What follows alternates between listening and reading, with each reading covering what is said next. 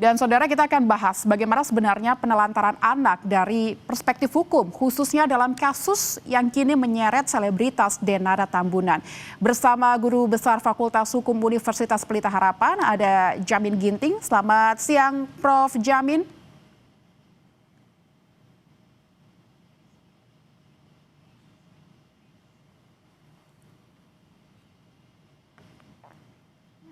Baik, kita coba menghubungi Prof. Jamin. Prof. Jamin Ginting, selamat siang Prof. Bisa dengar suara saya di studio? Dengar, saya dengar. Jangan ditelepon, soalnya saya pakai HP nih.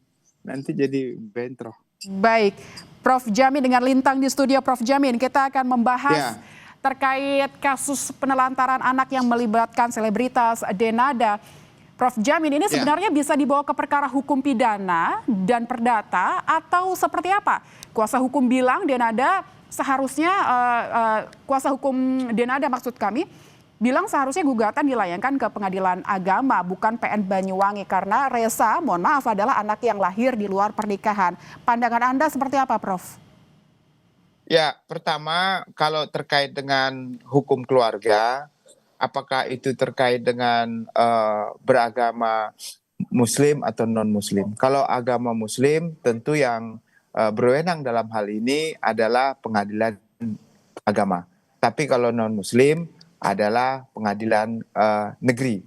Itu yang pertama.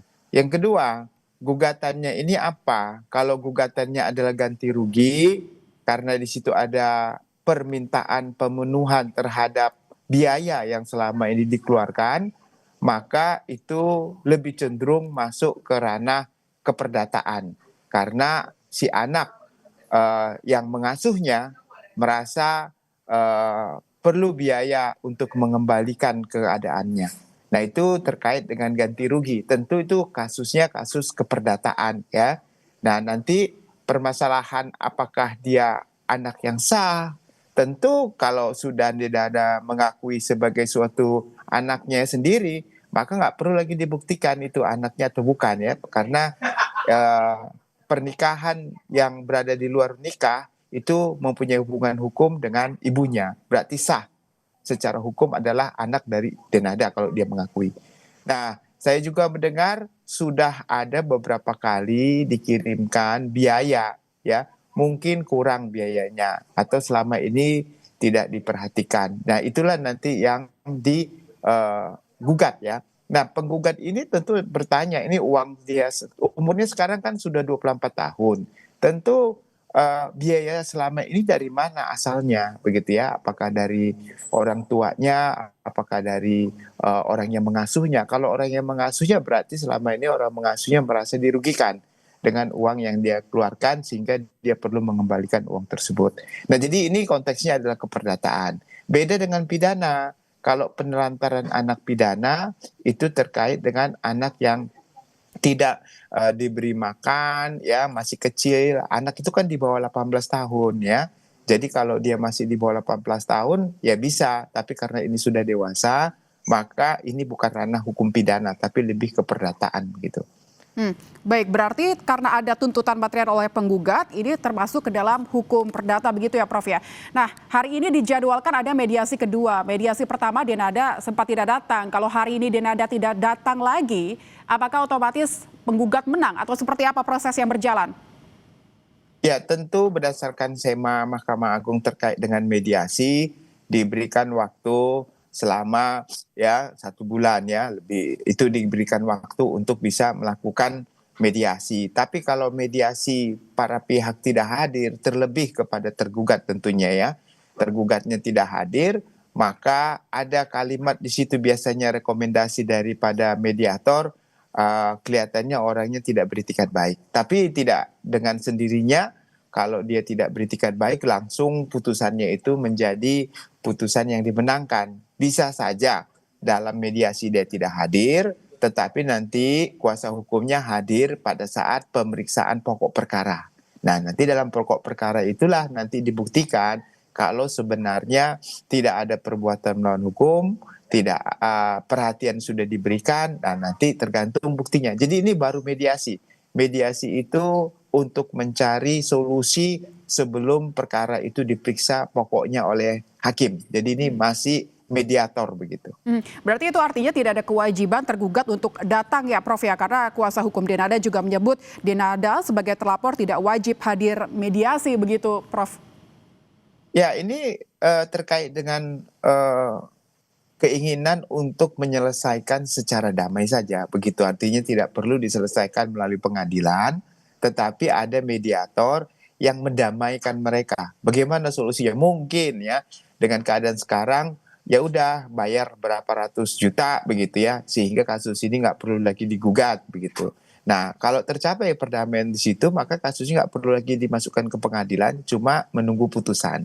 Tapi kalau tidak tercapai solusi dan perdamaian tersebut, maka nanti hakimlah yang memutuskan apakah dia bayar ganti rugi, apakah tidak bayar ganti rugi, apakah gugatannya ditolak atau diterima. Nanti jadi diserahkan kepada hakim sepenuhnya berdasarkan bukti-bukti yang dihadirkan para pihak nantinya di pengadilan begitu.